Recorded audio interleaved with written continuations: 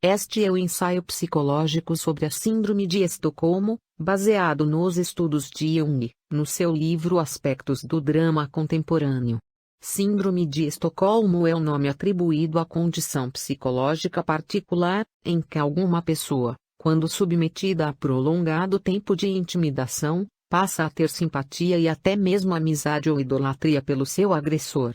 De um modo psicológico, essa condição particular também pode se manifestar em pessoas que possam ter desenvolvido desde a infância ou adolescência, longo período de experiências, pelas influências de familiares, educadores, lares adotivos etc., alguns traços de caráter sádico ou masoquista, implícito em sua personalidade. Todavia, podem apresentar certas características de abuso físico, emocional e psicológico, bem como ter desenvolvido algum sentimento de afeto e apego, dirigidos a agressores e sequestradores, ou qualquer perfil que se enquadre no grupo geral que corresponde à Síndrome de Estocolmo. Existe também forte possibilidade, largamente considerada, de que para algumas pessoas, vítimas de assédio semelhante, possam desenvolver algum mecanismo inconsciente de defesa, na tentativa de projetar sentimentos afetivos na figura do sequestrador ou abusador, pois podem amenizar ou flexibilizar algum tipo de negociação ou acordo entre a relação vítima e agressor na tentativa de reduzir a tensão, durante e após as experiências entre os envolvidos. Em geral, esses processos psíquicos inconscientes e sua relação entre ambos, vítima e agressor, podem perfeitamente ser entendidos com ampla gama de contextos onde a situação de agressor e vítima se repete. Inclusive no caso de mulheres que sofrem agressão por parte dos cônjuges, mesmo tendo recursos legais e apoio familiar para abandonar o agressor, ainda persistem em conviver sob a atmosfera do medo e do terror. Esse tipo de síndrome não trata exclusivamente de misoginia. Neste ensaio apresentamos questões que possam envolver todo o entendimento psicológico e antropológico da Síndrome de Estocolmo.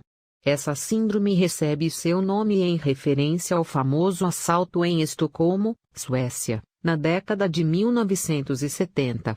Nesse acontecimento as vítimas continuavam a defender os assaltantes, todavia, mostraram comportamento reservado nos processos judiciais que se seguiram. A princípio, as vítimas começam a se identificar emocionalmente com os sequestradores e agressores por meio de retaliação ou violência. Através de gestos sutis, que são considerados bonitos por parte dos sequestradores e agressores, pois são frequentemente amplificados, porque a pessoa refém não consegue ter clara visão da realidade e do perigo em tais circunstâncias. Por esse motivo, as tentativas de libertação são vistas como ameaça.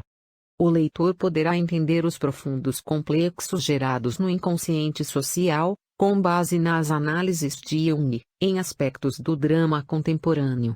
É preciso observar que todos os seres humanos têm duas realidades e o juízo da realidade é a capacidade de distinguir entre a realidade interna e a realidade externa. Em pleno século XXI, parece que muitos líderes e políticos brasileiros ainda não desenvolveram o juízo da realidade, portanto, não distinguem a realidade interna da realidade externa, ou seja, não enxergam sua própria realidade e nem a realidade dos cidadãos brasileiros. Por outro lado, para que o leitor possa avaliar a veracidade da Síndrome de Estocolmo no cenário político brasileiro, o autor apresenta vídeos de reportagens e cópias de documentos oficiais do Tribunal Superior Eleitoral TSE e do Supremo Tribunal Federal STF do Brasil. Mostra as manobras políticas do STF, que mandou libertar inúmeros réus condenados pela Operação Lava Jato, para que esses réus possam se candidatar a partir das eleições de 2022. Os vídeos e os documentos apresentados são para que o leitor possa avaliar essa e outras decisões, bem como os acordos inconstitucionais feitos com o Congresso Nacional. Todos esses eventos têm como pano de fundo a pandemia Covid-19, enquanto a saúde e a liberdade de expressão do povo brasileiro são usadas como joguete político. Agora, vamos ouvir a análise de Jung.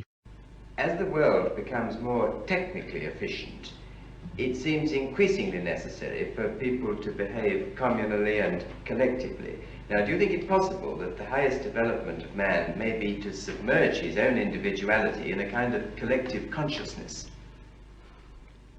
That's hardly possible. I think there will be a reaction. A reaction will set in against this communal dissociation. You know, man doesn't stand forever his nullification. Once there will be a reaction, and I see it setting in. You know, when I think of my patients, they all seek their own existence, and to assure their existence against that complete atomization into nothingness or into meaninglessness. Man cannot stand a meaning